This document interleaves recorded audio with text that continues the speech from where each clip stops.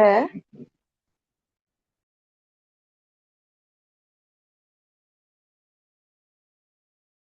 මට විනාඩියක් දෙන්නකෝ.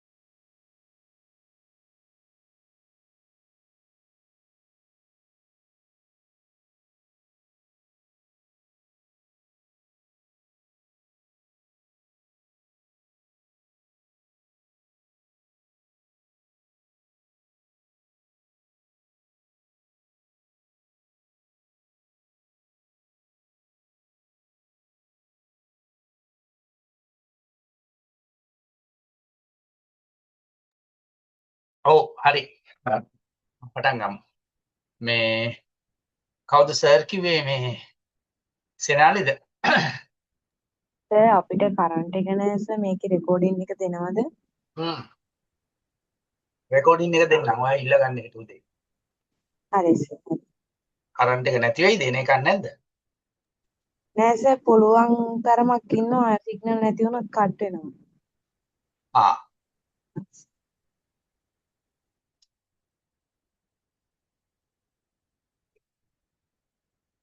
හරි. දැන් මම ඔයාලට කල්පනා කරා මේ ප්‍රශ්න ටිකක් පොඩ්ඩක් කතා කරලා දෙන්න. මේක හැබැයි ඔයාලා අර වගේම ලියා ගන්න ඕනේ. මම පොයින්ට් ඔයාලට කතා කරන්නම් කියන්නම්. ඊළඟට මම අර ප්‍රධානම ගෲප් එකට දාලා තිබුණා මේ ඔයාලට ඒ කියන්නේ මම ඒක ඔයාලට හදපු ප්‍රශ්නයක් තමයි මම හැබැයි ඒක 25 කණ්ඩායමට කතා කරා. ඒකේ මම 25 කණ්ඩායමට ඕන නිසා මම ඒගොල්ලන්ට කතා කරන්න ඕනේ නිසා පොඩි හෑන්ඩ් අවුට් එකකුත් හැදුවා. එතකොට මම ඒක දාලා තිබුණා. ඔයාලා දැක්කද ඒක? මල්ෂා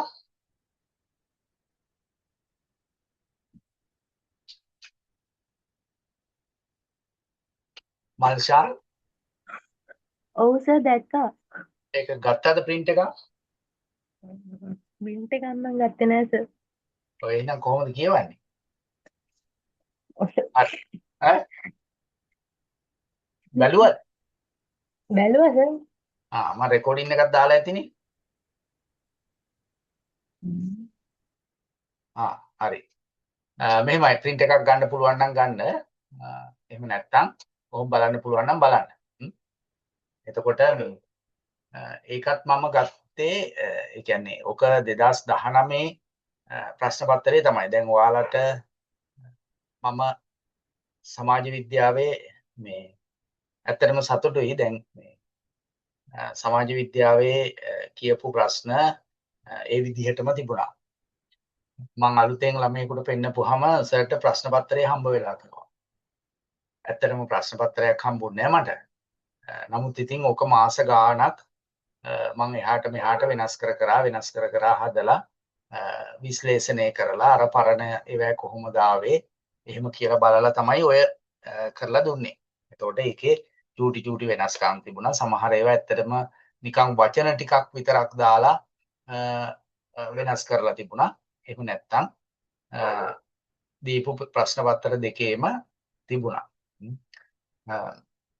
එතකොට දැන් ඒකේ එක පැත්තකින් මේ මට සතුටක් මම හිතනවා ළමයින්නුත් මට ඔය බොහෝ දෙනෙක් කතා කරලා තිබුණා කතා කරා මට ඒක ගැන කියලා. ඒ කියන්නේ ඒක ඒගොල්ලන්ට ලේසි අරවයි මේවයි කියලා. හැබැයි දැන් ඒකේ තියෙන හොඳම කාරණේ තමයි ඔය පන්ති අතර සමහරෙක් ඉන්නවා මං නොමිලේ තියාගෙන ඉන්න අය. එතකොට ඒ කෙනෙකුට කතා කරලවත් ෆෝන් එක ගත්තේ නැහැ. කොහොමද කියලා කියන්න. ඒක ප්‍රශ්නයක් නෑ. මං කියන්නේ ඒක තමයි දැන් අපේ මේ සමාජයේ තියෙන තත්ත්වය මම මේ කියන්නේ. එතකොට ඒක එහෙම තමයි.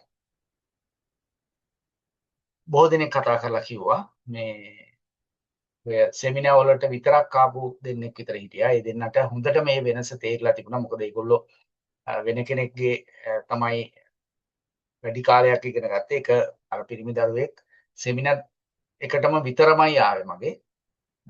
එතකොට ඒගොල්ලෝ ඒකේ වෙනස දැක්කලා තිබුණා.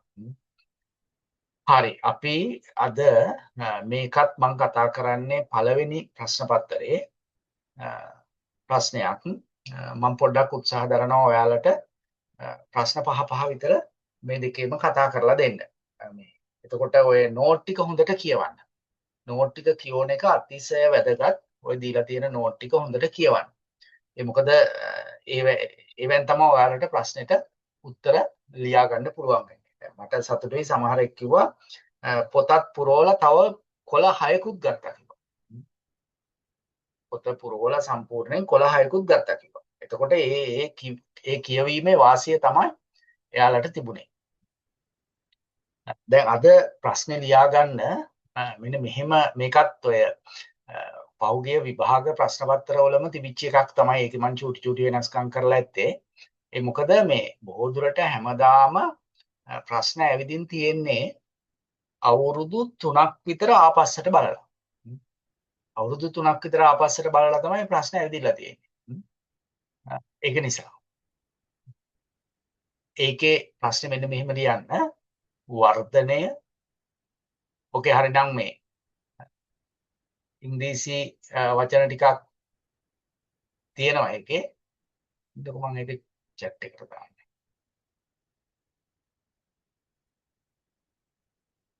රිසල්ට් එයි මාස 3කින් විතර ශශිකලා.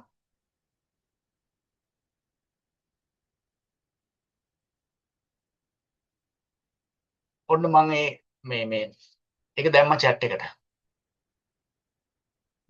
වර්ධනය growth සංවර්ධනය development යහපැවැත්ම well-being තිරසාරත්වය sustainability වර්ධනය සංවර්ධනය යහපැවැත්ම තිරසාරත්වය යන සංකල්ප රටක සංවර්ධනය විග්‍රහ කර ගැනීමේදී කොතෙක් වැදගත්දැයි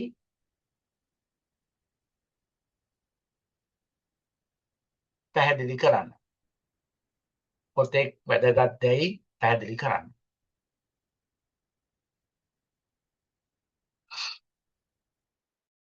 වර්ධනය සංවර්ධනය යහපැවැත්ම තිරසාරත්වය යන සංකල්ප. ඕක සමහරලාට ඔය සංකල්ප පැහැදිලි කරන්න කියලාම විතරක් තියෙන්නත් පුළුවන් ඈ. එහෙම තමයි මගේ මතකයේ හැටියට තිබිලා තියෙන්නේ. හැබැයි ඒ සංකල්ප අපි බද්ධ කරන්න ඕනේ මොකේටද අපේ මේ ප්‍රධාන මාතෘකාවත් එක්කලා. දැන් මම මෙහෙම කියාගෙන යනකොට ඔයාලට මොනවා හරි ලියා ගන්න බැරි වුණා නම් එහෙම නැත්නම් නොතේරෙන දෙයක් තියෙනවා නම් අහන්න. කතා කරලා අහන්න බැයි නම් chat එකට හරි දාන්න. ඊළඟට මම හෙට උදේ මේකේ මොකද රෙකෝඩින් එක මම YouTube දාලා ඔයාලට මේ දෙන්නම්. එතකොට කිසි ප්‍රශ්නයක් නැහැ. මොකද මේ හිටපු ගමන් මේ link එක අවුල් වෙනවා. අරවා මේවා වෙනවනේ. එතකොට බලන්න බැරි වෙනවා. එතකොට ආපහු මේ බලන්න බෑ කියනවා. ඒකත් එක්කලා දැන් මම ගොඩක් ඒවා YouTube දාලාම තමයි දෙන්නේ. එතකොට කිසි ගැටලුවක් නැහැ. එතකොට දැන් අපි මේකේ මූලිකව දැන් අර මම සමාජ විද්‍යාවේ කියපු ඒවා එහෙම්මමයි ඈ. දැන් මේකේ ඒවා එහෙම කියලා බෑනේ. තිරුණි හිටියේ නෑනේ සමාජ විද්‍යාවේ. ඒ කියන්නේ මේකටත් ප්‍රශ්නයකට උත්තර ලියනකොට අර මම කිව්වා වගේම ආරම්භයක් තියෙන්න ඕනි, මැද කොටසක් තියෙන්න ඕනි, එහෙම නැත්නම් බඳ කොටසක් තියෙන්න ඕනි, අවසානයක් තියෙන්න ඕනි. ආරම්භය, මැද කොටස, අවසානය කියන ඔය කියන කොටස් තුනෙන්ම සම්පූර්ණ වෙන්න ඕනේ. ඒ වගේම තමයි අහලා තියෙන හැම කොටසකටම උත්තර ලියන්න ඕනේ.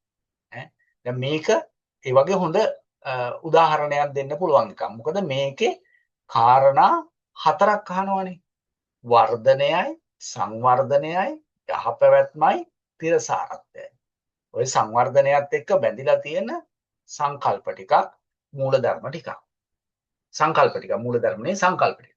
එතකොට ඒවා කොහොමද අපට වැදගත් වෙන්නේ සංවර්ධනය විග්‍රහ කරගන්න කියලා අවසානයේ අපි පැහැදිලි කරලා පෙන්වන්න ඕනේ.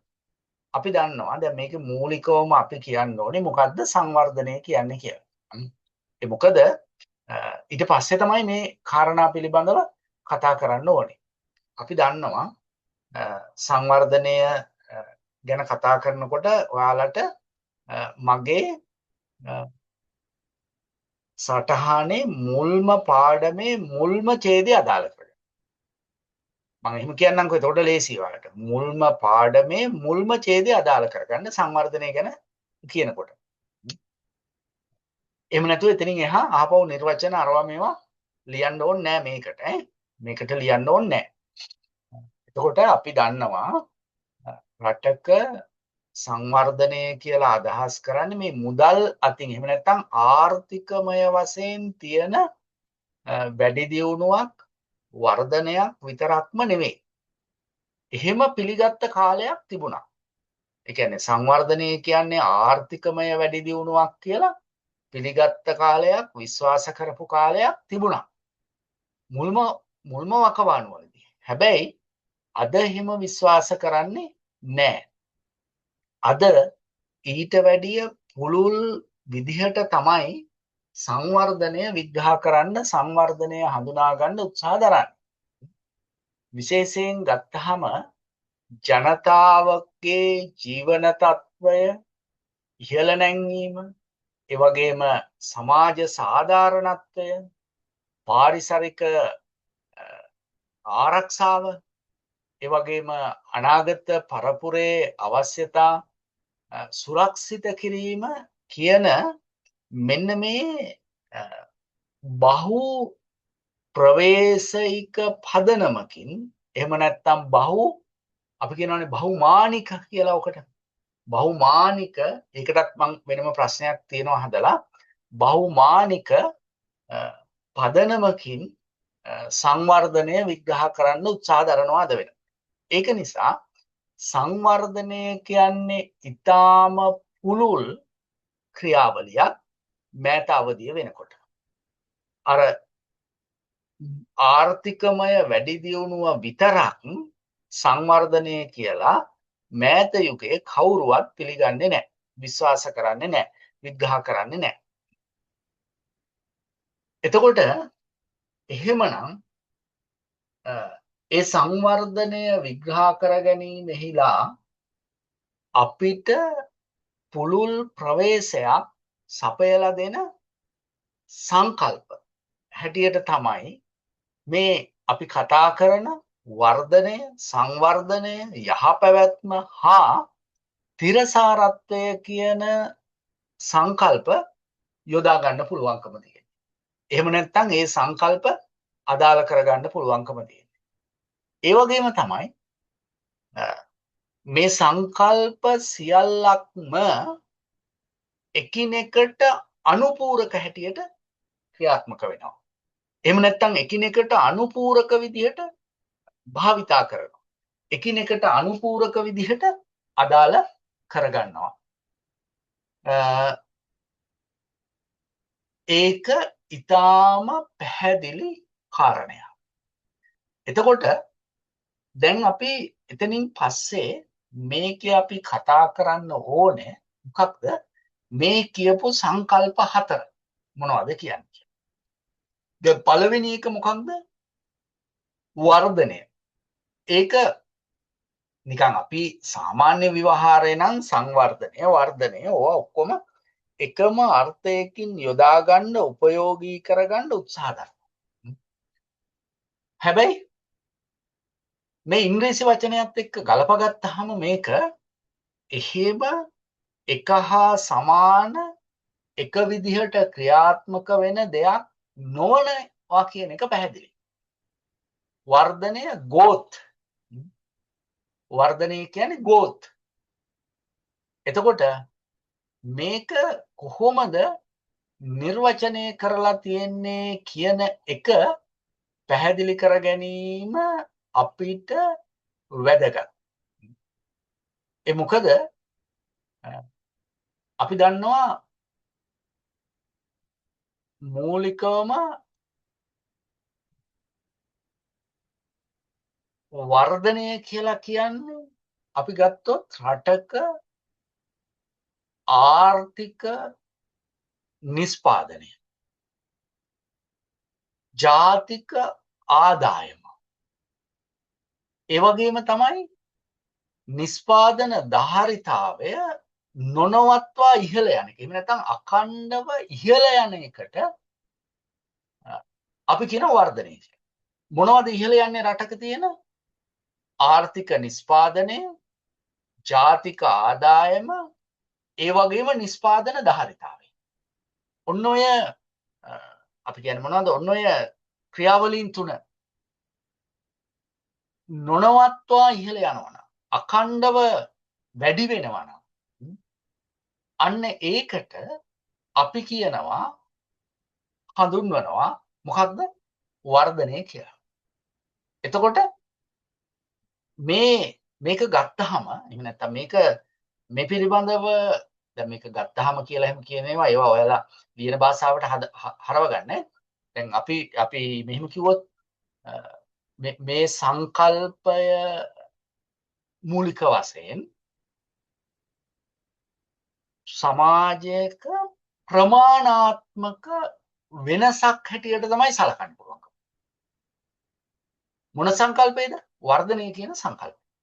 වර්ධනය කියන සංකල්පය හඳුනා ගන්න පුළුවන්කම තියෙන රටක දකින්න පුළුවන් ප්‍රමාණාත්මක වෙනසක්. අපි කියන්නේ අර ක්වොලිටේටිව් කියලා. නෑ ක්වොලිටේටිව් නෙමෙයි ක්වොන්ටිටි. ක්වොන්ටිටි කියලා කියන්නේ. ක්වොන්ටිටි වෙනසක්, ප්‍රමාණාත්මක වෙනසක්. එතකොට මේ ප්‍රමාණාත්මක වෙනස පිළිබඳව එහෙම නැත්නම් මේ වර්ධනය පිළිබඳව විවිධ විද්වතුන්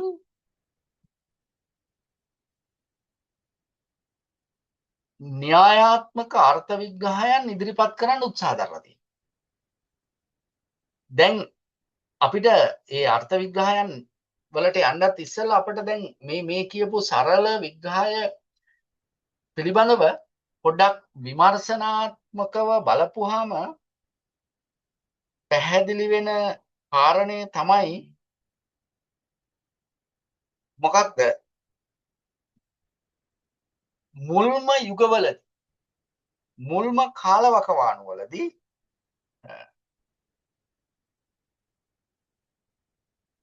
සංවර්ධනය විග්‍රහ කරගන්න යොදාගත් සංකල්පීය වචනයක් හැටියට, සංකල්පයක් හැටියටත් මේක අදාළ කරගන්න පුළුවන්. ඇයි මේක කියනවනේ ආර්ථික වර්ධනය, භාණ්ඩ නිෂ්පාදනය වගේ කාරණා ටිකක් ගැන කිව්වනේ. ඒකට හරි පැහැදිලි මේකෙදි මොකද්ද කියන්නේ? ආර්ථික නිෂ්පාදනයේ ජාතික ආදායම මහා නිෂ්පාදන ධාරිතාවය. ඒකට මේවා දිහා බලාගෙන තමයි මුල්ම කාලවකවානුවලදී සංවර්ධනය විග්‍රහ කරගන්නේ. දැන් තමයි අපි ඊට ඔබට ගිහිල්ලා ඒවත් එක්ක ඊටත් වැඩිය සංකල්ප මූලධර්ම අදාළ කරගෙන මේ සංවර්ධනය කියන එක හඳුනා ගන්න උත්සාහ දරන්න. එතකොට මේ පිළිබඳව විග්‍රහ කරනවා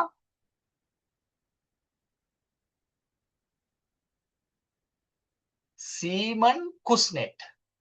මම ඒ නම දාන්නම්. 1971 දී දැන් ඔය කුස්නෙට් ගැන කතා කරනකොට තව සංකල්පයක් අපි කතා කරන්න ඕනි. සීමන් කුස්නෙට්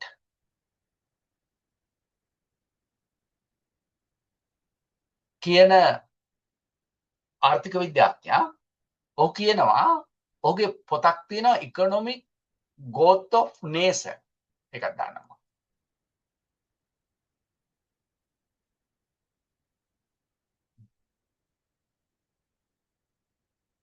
economic growth of nation කියන කෘතියක් ඉදිරිපත් කරලා කුස්නෙට් කියනවා මොකක්ද වර්ධනය කියන්නේ කියලා. දැන් අපිට කියන්න පුළුවන් වර්ධනය සංකල්පය පළමුවෙන්ම සංවර්ධනය විග්‍රහ කර ගැනීම සඳහා අදාළ කරගන්නේ සීමන් කුස්නෙට් නම් ආර්ථික විද්‍යාඥයායි. ඔහු 1971 දී ඉදිරිපත් කරන ලද economic growth of nation නම් ස්වකීය අධ්‍යයන කෘතිය තුලදී මේ පිළිබඳව විග්‍රහ කොට තිබේ. විග්‍රහ කිරීමට උත්සාහගෙන තිබේ. අන්න එහෙම දැන් එහෙම තමයි ලියන්නේ අයිස්මා මං කියන කාරණේ තේරෙනවද? ඔව් සර්. හරිනේ. මල්ෂා අවුරුදු නැහැ කියන්නේ නැද? මල්ෂා ඔව් සර්. මං කියන එක තේරෙනවද? ලියා ගන්න පුළුවන් නේ? පුළුවන් සර්. මට වාසනාවන් මේ වගේ දරුවෝ ටිකක් ලැබිච්ච එක ඈ. මේ හරි. එතකොට මෙයා මොකද්ද කියන්නේ? ආර්ථික වර්ධනය යනු රටක දිගු කාලීනව භාණ්ඩ හා සේවා නිෂ්පාදනය කිරීමේ හැකියාවයි. එතකොට දැන් මෙයා අර වර්ධනය කියන එකට ආර්ථික කෑල්ලකුත් දානවා ඈ.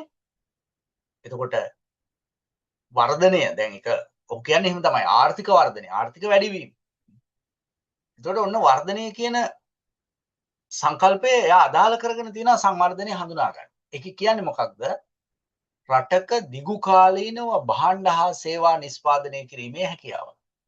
එතකොට ඔහු කියන මේ අදහසට අනුව ගත්තොත් හරි පැහැදිලි මේක තුල මූලික කාරණා කීපයක් අන්තර්ගත වෙලා තියෙනවා. එහෙම නැත්නම් ඔහුගේ මේ අදහසට නැත්නම් මේ අදහස තුල මූලික කරුණු කීපයක් අන්තර්ගත වෙලා තියෙනවා. එකක් තමයි නිෂ්පාදනයේ වැඩිවීම. ආදායම වැඩිවීම. ඒ වගේම ප්‍රාග්ධන ආයෝජනය, තාක්ෂණික ප්‍රගතිය කියන ඒවා ඔහුගේ විශ්වාසයත් එක්ක මේ වර්ධනයේ ප්‍රධාන ලක්ෂණ හැටියට ඔහු හඳුනාගෙන තියෙනවා. ඒ කියන්නේ ඔහු විශ්වාස කරනවා මේ වර්ධනය මෙන්න මේ වර්ධනය සිද්ධ වෙනවා නම් මෙන්න මේ ලක්ෂණ එක තුල දකින්න පුළුවන් වෙන්න ඕනේ ඒ ක්‍රියාවලිය තුල.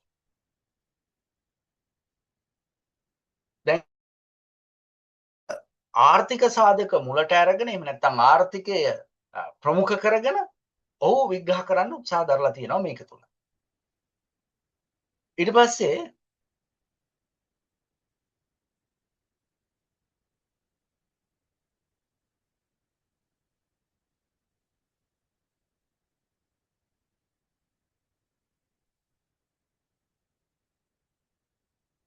තව දෙන්නේ වර්ධනය පිළිබඳව කතා කරනවා. එක්කෙනෙක් තමයි මිචෙල් පී ටොඩාරෝ.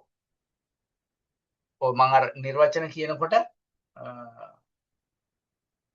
ටොඩාරෝ ගැන මම කියලා ඇති. Mitchell P Todaro. Stephen C Smith. මේ දෙන්නා ඊටම මේ මෑත යුගයේ තමයි මේ පිළිබඳව විග්‍රහ කරන්නේ 2015 දී. උන් දෙන්නා කෘතියක් ලියනවා අමට මම නම් දෙක දැම්මේ නැහැ.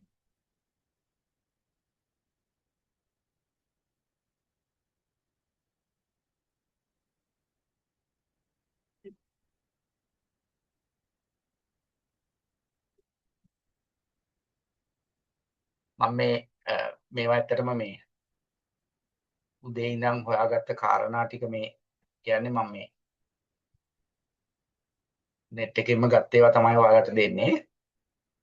ඒකම මට මේ ඒකයි පොඩ්ඩක් පරක් වෙන්නේ මේක එතනින්ම ඒ දෙන්න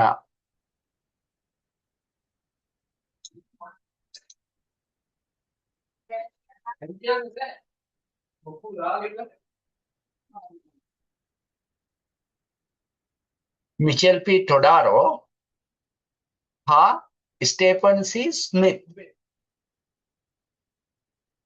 2015 ඉකොනොමික් ඩෙවලොප්මන්ට් කියන ඒ දෙන්නගේ පොතේදී කෘතියේදී ඔවුන් දෙන්න ඉදිරිපත් කරන මේ වර්ධනය පිළිබඳව මෙන්න මේ වගේ අදහසක් ඉදිරිපත් කරනවා. සැබෑ ජාතික ආදායම දිගු කාලීනව ඉහළ යාම වර්ධනයයි. සැබෑ ජාතික ආදායම දිගු කාලීනව ඉහළ යාම වර්ධනයයි. එතකොට ඒකෙත් ඒගොල්ලෝ මේ දෙන්න අදහස් කරන්නේ මොකක්ද? සැබෑ ජාතික ආදායම දිගු කාලීනව ඉහළ යාම වර්ධනය. ওই නිර්වචන එහෙම ලියා ගන්න බැරි වෙන ඒවා කියන්න මට මේ සැබෑ ජාතික ආදායම දිගු කාලීනව ඉහළ යාම වර්ධනයයි. එතකොට මේකේ මොකක්ද කියන්න උත්සාහ දරන්නේ? ආර්ථිකය වැඩිවීම තමයි මේගොල්ලෝ වර්ධනය හැටියට දැකලා තියෙන්නේ. ඒ කියන්නේ ජාතික ආදායම කියන්නේ රටක ජාතික ආදායම දීර්ඝ කාලීනව වර්ධනය වෙන එක ඉහළ යන එක තමයි මේ කියන වර්ධනයක් හැටියට වුන් දැකලා තියෙන්නේ. ඇති. එතකොට වර්ධනය කියන සංකල්පය අපිට තේරෙනවා අපිට පැහැදිලි වෙනවා දීර්ඝ කාලයක ඉඳලා එක පැත්තකින් සංවර්ධනයත් එක්ක සමීපව ගමන් කරනවා. ඒ වගේම තමයි විවිධ සමාජවල සංවර්ධනය විග්‍රහ කරගන්න විවිධ වකවානුවලදී අදාළ කරගෙන තියෙනවා. එතකොට මේ සංකල්පය අපිට මූලික කරුණු කාරණා ගණනාවක් නිසා වැදගත් සංකල්පයක් හැටියට හඳුනා ගන්න පුළුවන්. මොකටද? සංවර්ධනය විග්‍රහ කරගන්න. මෙන්න මේ වගේ කරුණු ගණනාවක් හේතු කරගෙන මේ සංකල්පය සංවර්ධනය විග්‍රහ කර ගැනීමලා අපට වැදගත්. එකක් තමයි මේ ජාතික ආදායම වැඩිවීම පිළිබඳ අදහසක් තියෙනවා. ඒක නිසා අපට වැදගත්. ඒ වගේම තමයි රැකියා බිහිවීම, කර්මාන්ත දියුණු වීම, ආයෝජන ඉහළ යාම, රාජ්‍ය බදු ආදායම් වැඩිවීම, අපනයන වර්ධනය වීම, විදේශ විනිමය වැඩිවීම කියන මේ වගේ පුළුල් අදහස් සමූහයක් මේක තුල ඇතුළත් වෙලා තියෙනවා. එහෙමනම් මේවා ගත්තාම මේ සියලු ලක්ෂණ අද දක්වාත් අපේ සංවර්ධනය කියන පුළුල් වැඩපිළිවෙලත් එක්ක පුළුල් සංකල්පයත් එක්ක බැඳිලා තියෙනවා. බද්ධ වෙලා තියෙනවා. එහෙමනම් වර්ධනය කියන සංකල්පය සංවර්ධනය විග්‍රහ කර ගැනීමේලා ඊටාම යෝග්‍ය සංකල්පයක් හැටියට හඳුනා ගන්න පුළුවන්. දැන් ඊළඟට අපිට ඊළඟ සංකල්පය තමයි මේකෙදී අපිට වැදගත් වෙන්නේ මොකක්ද? සංවර්ධනය, ඩෙවලොප්මන්ට්. දැන් අපි ওই ටික ඡේද දෙකක විතර ලියලා දැන් මේකේ අර සමාජ විද්‍යාවේ තරම් දීර්ඝ විස්තර ලියන්න නෑ. සමහර කාරණාවලදී ගොඩාක් විස්තරාත්මකව ලියන්න පුළුවන් වේවි. නමුත් හැම කාරණයකදීම ඊටාම විස්තරාත්මකව ලියන්න නැති වෙයි. හැබැයි පොයින්ට් අවුට් හොඳට ලියන්න. මොකද මම මේ දවස් ටිකේම මේ බැලුවා DVST එකේ රෙකෝඩින්. ඔයාලා බැලුවද DVST එකේ රෙකෝඩින්? තෙලිනි ඔව් සර්. බැලුවා. පළවෙනි පේපර් එකේ කීයක් බැලුවද? හතරක් විතර සර්. ඔව් ඒකේ මොනවද තිබුණේ?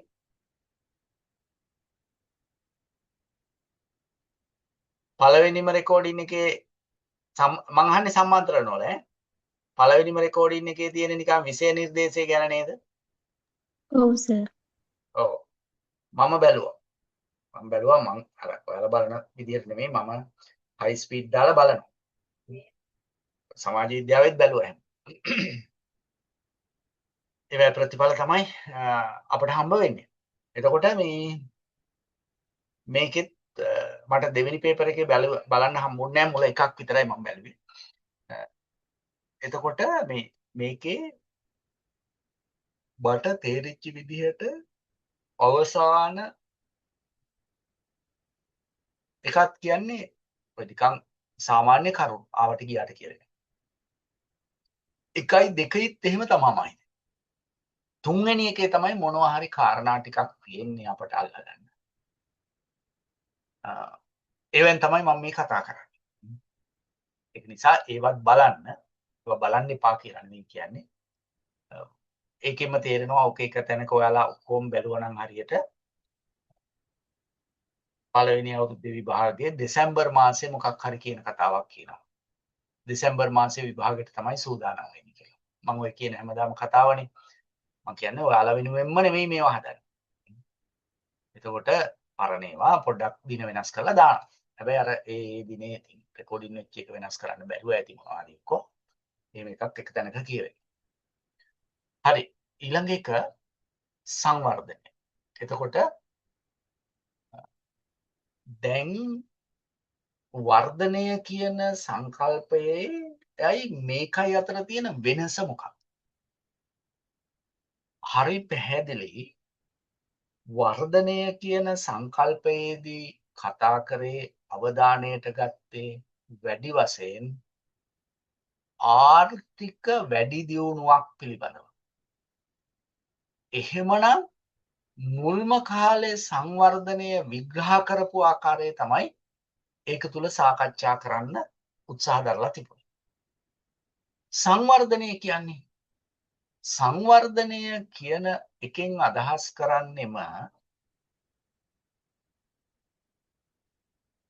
ආර්ථික වර්ධනයට අමතරව රටක ගත්තාම සමාජයක ගත්තාම සමාජ වෙනස්කම් දේශපාලන ප්‍රතිසංස්කාර ඒ වගේම මානව නිදහස සමානාත්මතාවය අධ්‍යාපනය සෞඛ්‍ය හා සනීප ආරක්ෂාව කියන මේ සෑම අංශයකම දියුණුවක්. එහෙම නැත්නම් මේ සෑම අංශයකම ඉහළ අතට සිද්ධ වෙන චලනයක්. ඉහළ අතට සිද්ධ වෙන චලනයක් කියන්නේ ඒක වැඩි දියුණුවක්. ඒ වගේම මේ සෑම අංශයකම දියුණුව ඇතුළත් වෙන බහුමානික ක්‍රියාවලිය තමයි සංවර්ධනය කියලා කියන්නේ. සංවර්ධනය කියන එක තුල ගැප් වෙලා තියෙනවා. ඒක තුල සමාජ වෙනස්කම් තියෙන්න පුළුවන්. දේශපාලන ප්‍රතිසංස්කරණ තියෙන්න පුළුවන්. ඊළඟට මානව නිදහස තියෙන්න පුළුවන්. ඒ වගේම සමානාත්මතාවය, සාධාරණත්වය, අධ්‍යාපනය, සෞඛ්‍ය, සමීප ආරක්ෂාව, ඒ වගේම යහපාලනය. මෙන්න මේ වගේ සෑම අංශයකම ඊට පස්සේ සංස්කෘතිකමය වෙනස්කම් මේ කියන සෑම අංශයකම දියුණුව වැඩි දියුණුව ඇතුළත්ව සමාජයක සිද්ධ වෙන මානික ක්‍රියාවලියක් තමයි සංවර්ධනය කියලා කියන්නේ. එතකොට හරි පැහැදිලි මේ සංවර්ධනය පිළිබඳව මූලිකව අදහස් දක්වන්න උත්සාහ දරපු අර වගේම විද්‍යාඥයෝ ආර්ථික විද්‍යාඥයෝ විශාල ප්‍රමාණයක් අපට හඳුනා ගන්න පුළුවන්. දැන් මම අර මුලින් කිව්වා වගේ ටොඩාරෝගේ සංවර්ධනයේ නිර්වචනයක් මම අර මුලත් ලියලා ඇති. ටොඩාරෝ මේ ඔහුගේ කෘතිය තුළ සංවර්ධනය පිළිබඳව මේ විග්‍රහ කරනවා. සංවර්ධනය පිළිබඳව සාකච්ඡා කරනවා. එහෙම සාකච්ඡා කරලා ඔහු මූලිකව මේ නිර්වචන ඉදිරිපත් කරනවට වැඩිය ඔහු සංවර්ධනයේ මේ අපේක්ෂා කරන මූලික අරමුණු තුනක් පැහැදිලි කරන්න පෙන්නලා දෙන්න උත්සාහ දරලා තියෙනවා. ජීවන මට්ටම ඉහළ නැංවීම. මිනිස්සුන්ගේ ජීවන මට්ටම ඉහළ නැංවීම තමයි සංවර්ධනයේ කාරණා. ඔහු විශ්වාස කරන ආකාරය. ඒ වගේම තමයි මිනිස්සුන්ගේ ආත්ම ගෞරවය වර්ධනය කරන එක, මිනිස්සුන්ගේ ආත්ම ගෞරවය ආරක්ෂා කරන එක. ඒ වගේම තමයි තෝරා ගැනීමේ නිදහස පුළුල් කිරීම. ජීවන මට්ටම ඉහළ නංවන එක, ආත්ම ගෞරවය වර්ධනය කරන එක, තෝරා ගැනීමේ නිදහස පුළුල් කරන එක. මෙන්න මේ වගේ ලක්ෂණ එහෙම නැත්නම් මේ වගේ අරමුණු තුනක් ඕනෑම සංවර්ධන ක්‍රියාවලියක ගැබ් වෙලා තියෙන්න ඕනේ කියලා ඔවුන් මේ විශ්වාස කරනවා.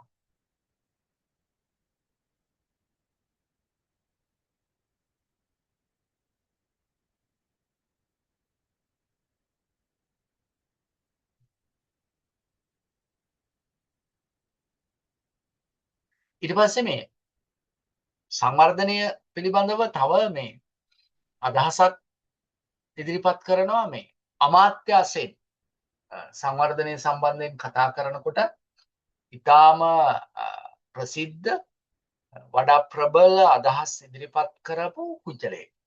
ඔහු මේ ඉතාම මේ සිත් ගන්නා සුළු ප්‍රසිද්ධ ප්‍රකාශයක් තියෙනවා ඔහුගේ සංවර්ධනය සම්බන්ධ.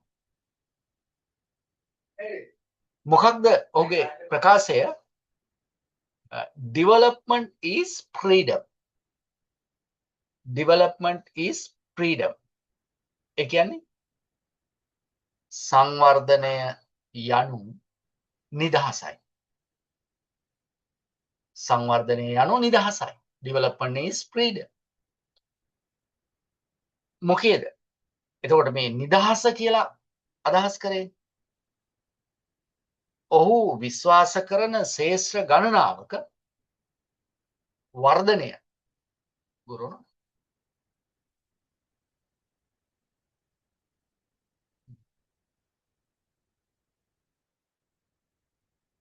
ගරේවනේ ඔහු මට විනාඩියක් දෙන්න.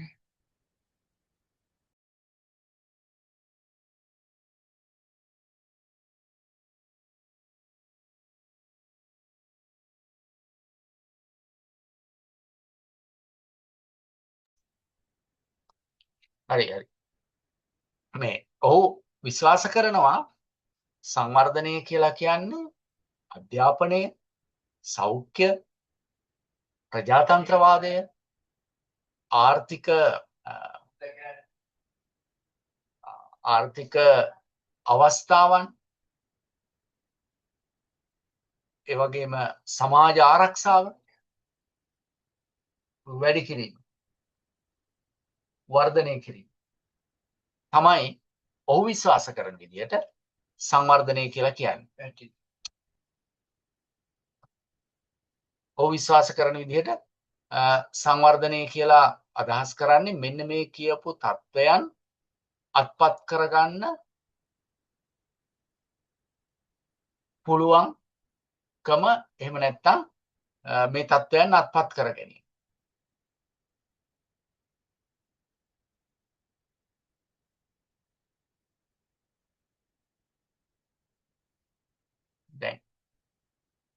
ඊට අමතරව අමාත්‍යාංශයෙන්ට අමතරව සංවර්ධනය පිළිබඳව අදහස් දක්වනවා මහබුත් උල් හක් මහබුත්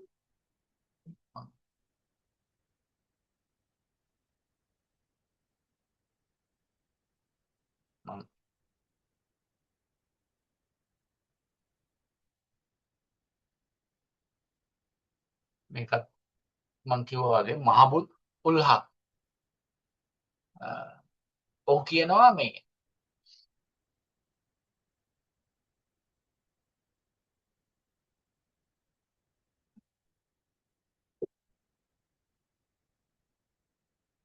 රටක ජාතියක සැබෑ ධනය වන්නේ මිනිස්සු. එකින් ඔහු කියන්න උත්සාහ කරන්නේ රටක සැබෑ ධනය වන්නේ මිනිස්සු. එකින් ඔහු පැහැදිලි කරන්න උත්සාහ කරන්නේ රටක සංවර්ධනය මනින්න ඕනේ ඔහු විශ්වාස කරන විදිහට අර අපි කියන්නේ මොකද්ද GDP වලින් නෙවෙයි. GDP කියන්නේ මොනවද? ඒක පුද්ගල දල ජාතික නිෂ්පාදිතය. මේ කියන්නේ ඒක පුද්ගල දල ජාතික නිෂ්පාදිතයෙන් නෙවෙයි රටක සැබෑ සංවර්ධනය මැනිය යුත්තේ.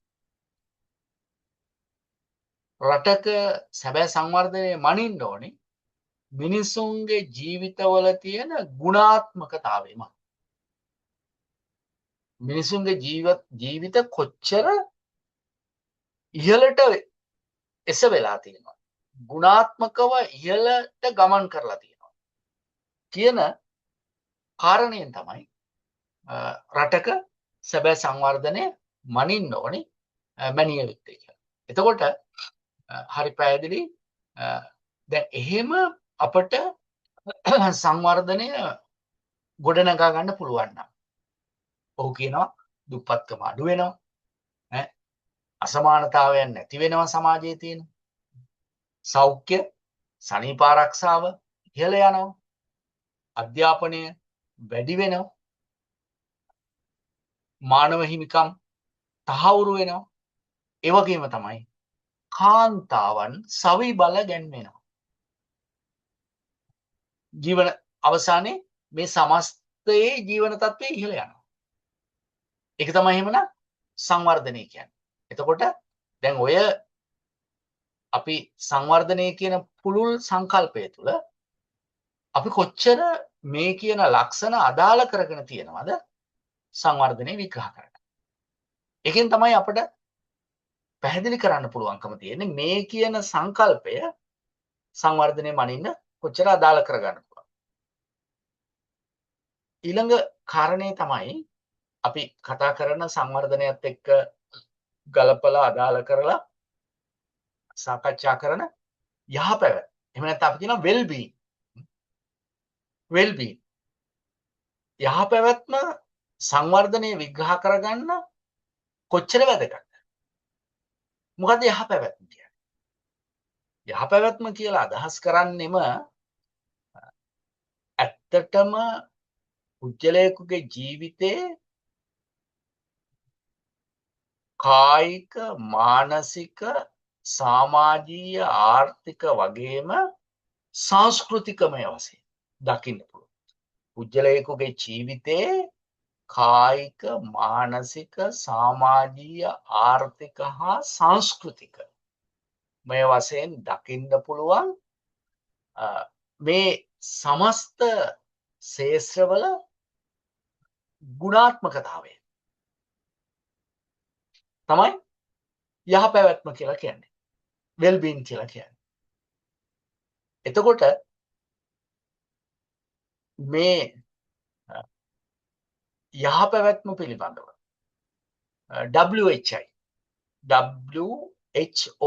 ඒ කියන්නේ World Health Organization ලෝක සෞඛ්‍ය සංවිධානය ඊටාම ප්‍රබල මතයක් අදහසක් ගොඩනගන්න උත්සාහ දරලා තියෙනවා.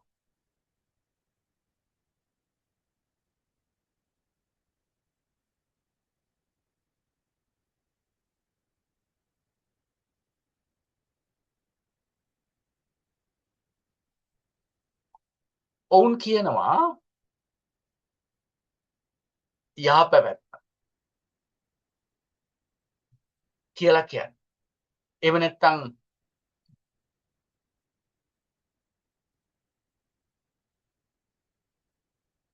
මේ රෝග නොමැතිවීම විතරක්ම නෙවෙයි. කායික, මානසික, සමාජීය යහපැවැත්ම තමයි වෙල්බීන් කියන්නේ. ඒ කියන්නේ අපි කායිකමය වශයෙන් වෙල්බීන් එක. එහෙම නැත්නම් කායිකමය යහපැවැත්මක් තියෙනවා. මානසිකමය යහපැවැත්මක් තියෙනවා. සමාජීය යහපැවැත්මක් තියෙන්න ඕනේ. එහෙමනම් තමයි අපිට මේ රටක සංවර්ධනය මැනගන්න පුළුවන්කම. එතකොට මේකේ වැදගත්ම දේ තමයි යහපැවැත්ම මනින්න පුළුවන් කොහොමද කියලා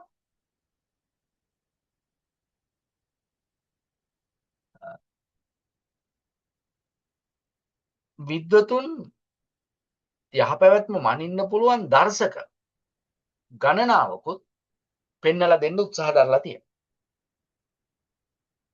එකක් තමයි ආදායම. ආදායමේ යහපැවැත්ම මනින්න පුළුවන්. දැන් අපිට ආදායම නැත්තම් ඇත්තටම කායික යහපැවැත්මක් ඇති වෙන්නේ නැහැ. ඒක අනිත් පැත්තෙන් මානසික යහපැවැත්මට බලපාන. අධ්‍යාපනය, සෞඛ්‍ය, නිවාස, රැකියාව, පරිසරය, ආරක්ෂාව වැදගත්ම කාරණේ අපේ ජීවිතවල තියෙන තෘප්තිය. මම අර කොතන හරි තැනකට කියලා ඇති ඔයාලට සාන්තෘෂ්ටික දර්ශකය කියලා එකක්. ආදායම, අධ්‍යාපනය, සෞඛ්‍ය, නිවාස, රැකියාව, පරිසරය, ආරක්ෂාව හා ජීවිත තෘප්තිය කියන මෙන්න මේ ලක්ෂණ වලින් එහෙම නැත්නම් මේ දර්ශක වලින් යහපැවැත්ම මනින්න පුළුවන්. එතකොට ඒත් එක්කලා සිද්ධ වෙන්නේ මොකක්ද? පුජ්‍යලයකගේ හැකියාවන් සම්පූර්ණයෙන්ම වර්ධනය වෙනවා. පුජ්‍යලයන්ගේ හැකියාවන් සම්පූර්ණයෙන්ම වර්ධනය වෙනවා කියන්නේ රටක සංවර්ධනයට තීරණාත්මක බලපෑමක් කරන්න පුළුවන් කාරණයක් බවට පත් වෙනවා. අවසාන වශයෙන් මොකද්ද කිව්වේ? තිරසාරත්වය. සස්ටේනබිලිටි. දැන් අපි දැන් සංවර්ධනය හඳුනා ගන්න උත්සාහ දරන්නෙම මේ කියන තිරසාරත්වයත් එක්ක ගලපලා. දැන් මේකෙදි ඔයාලට මතකයි මං සස්ටේනබල් මොකක්ද කියලා මං කිව්වා. මේක ගැන ඉස්සෙල්ලාම අදහස් දක්වන්නේ බෲට්ලන්ඩ් කමිසම. මම ඒක ගැන කිව්වා බෲට්ලන්ඩ් කමිසම.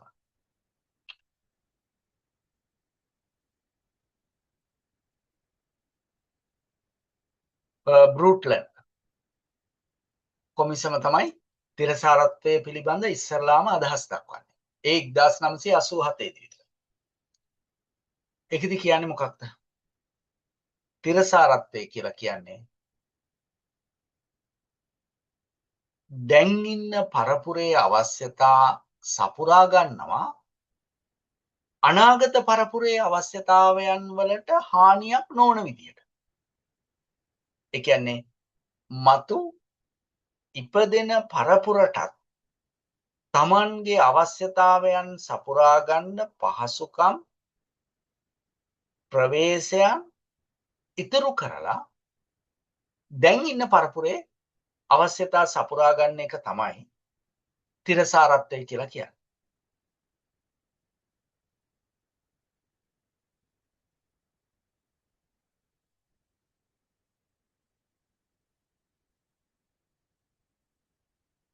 දැන් අපි දන්නවා අපේ අවශ්‍යතා සපුරා ගන්න ගියාම සමාජ, ආර්ථික, සංස්කෘතික, ඒ වගේම පාරිසරික, ජෛව විද්‍යාත්මක බොහෝ සම්පත් අදාළ කරගන්න සිද්ධ වෙනවා. එතකොට ඒ සියල්ල අපි අදාළ කර ගැනීමේදී අනිවාර්යෙන් මතු පරපුරට ඒ සඳහා ඉතිරි කරන්න ඕනේ. තිරසාරත්වයේ මූලික අංශ 3ක් තිරසාරත්වය පවත්වා ගන්න මූලික අංශ 3ක් වැදගත් වෙනවා කියලා අපි කතා කරලා ඇති. මම ඔයාලට ඒක ප්‍රශ්නයක් කතා කරා වගේ මට මතකයක් තියෙනවා. තිරසර සංවර්ධනයේ මූලික කුළුණු කියලා මම මොකක් හරි ප්‍රශ්නයක් කතා කරා නේද? ගයනි? ඔව් සර්. ඔව් සර්. තිරසාරත්වයේ මූලික කුළුණු. එතකොට තිරසාරත්වයේ පවත්වා ගන්න අත්‍යවශ්‍ය පාර්ශව 3ක් තියෙනවා. මොකක්ද? ආර්ථිකය, සමාජීය, පාරිසරික. එතකොට මෙන්න මේ ආර්ථිකය, සමාජීය, පාරිසරික කියන මෙන්න මේ ශේෂ්ත්‍ර තුනේ අංශ තුනේ සමතුලිතතාවය තමයි වඩා වැදගත් වෙන්නේ අපිට තිරසාරත්වයේ පවත්වා ගන්න. හොඳයි. දැන් අපි මේ කියපු සංකල්ප 4 ගැනම කතා කරා. දැන් අවසානයේ මේක එකට එකතු කරලා ලියලා මේ ප්‍රශ්නේ අවසන් කරගන්න. මේ රටක සමස්ත සංවර්ධනය විග්‍රහ කරගන්නකොට මේ සංකල්ප කොතෙක් වැදගත් කියන කාරණේ අපි ආපහු තහවුරු කරන්න ඕනේ. දැන් මම මුලදිම කිව්වා මේ සංකල්ප එකිනෙකට අනුපූරකයි. ඒ කියන්නේ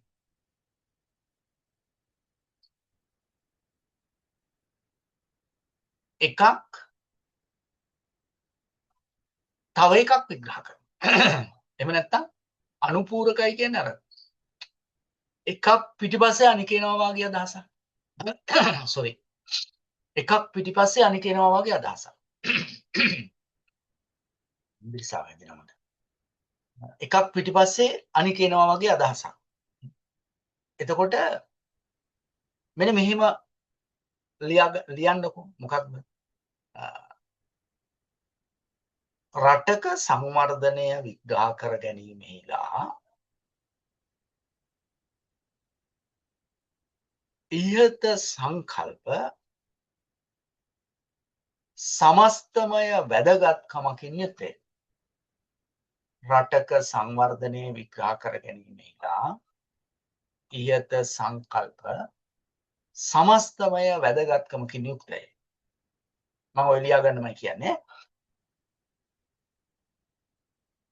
මේ සංකල්ප 4 එකිනෙකට අනුපූරක වෙයි. එකිනෙකට අනුපූරක වෙයි. මේ සංකල්ප 4 එකිනෙකට අනුපූරක වෙයි. වර්ධනය ඕනෑම රටක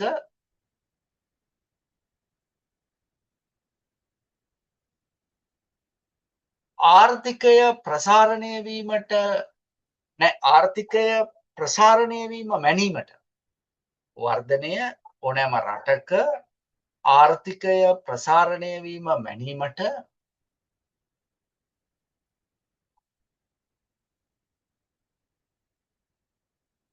උපකාරී වන අතර සංවර්ධනය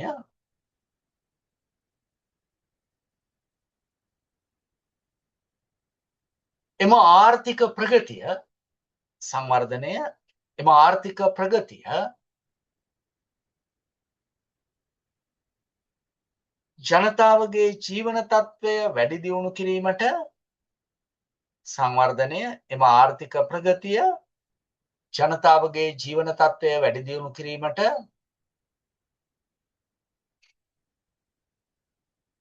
කෙසේ දායක වී ඇත්දැයි විමසා බලයි.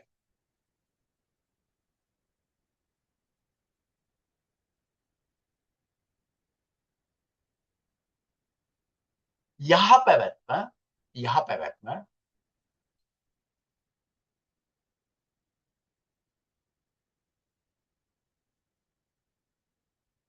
ජනතාවගේ සෞඛ්‍යකම අධ්‍යාපනය නැත්නම් සෞඛ්‍ය අධ්‍යාපනය එහෙම නෙමෙයි ඈ ජනතාවගේ සෞඛ්‍ය අධ්‍යාපනය සතුට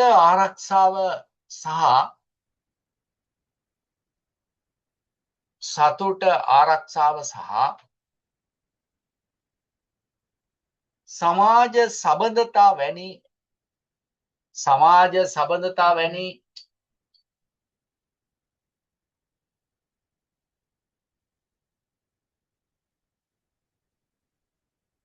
ගුණාත්මක අංශ ඇගයීමට ලක් කරයි.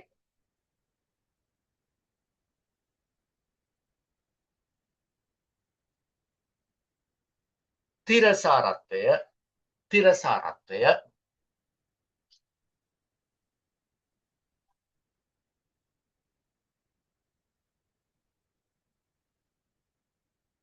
එම සංවර්ධනය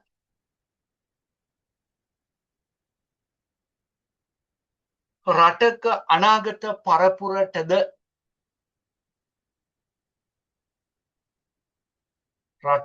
අනාගත පරපුරටද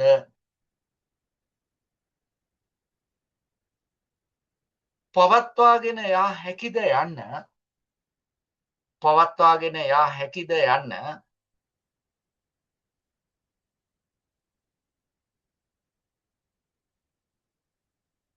තක්සේරු කරයි.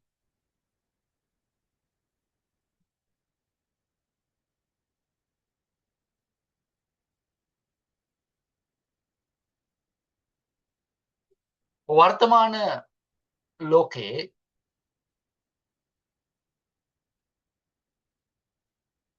රටක සංවර්ධනය මැනීමේදී එහෙම නැත්නම් රටක සංවර්ධනය විග්‍රහ කිරීමේදී කියලා ලියන්නේ. රටක සංවර්ධනය විග්‍රහ කිරීමේදී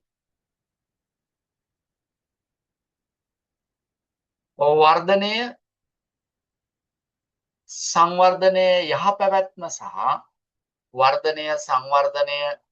යහපැවැත්ම සහ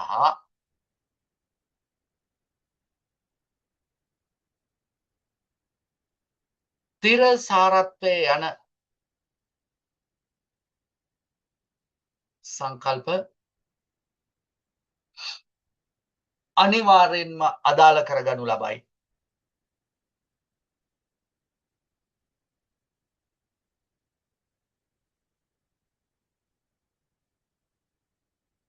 මේ සංකල්ප එකිනෙකට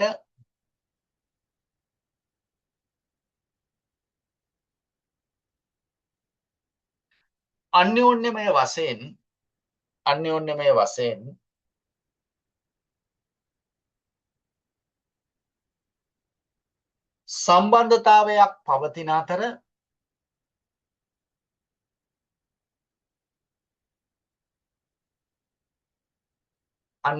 වශයෙන් සම්බන්ධතාවයක් පවතින අතර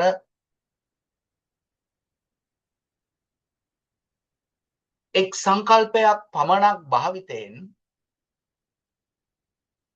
සංකල්පයක් පමණක් භාවිතයෙන්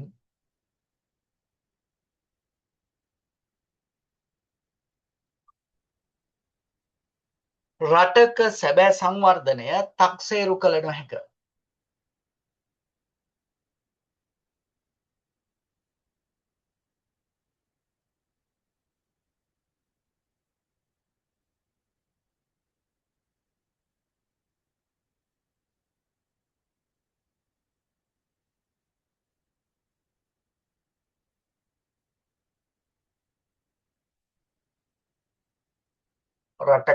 සංවර්ධනය තක්සේරු කළ නොහැක. එම නිසා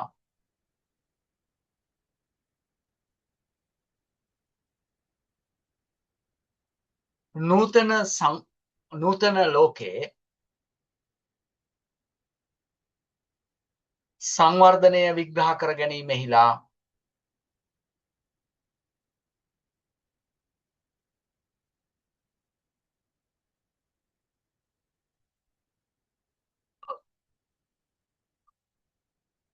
මේ සංකල්ප අතිශය වැදගත් වන බව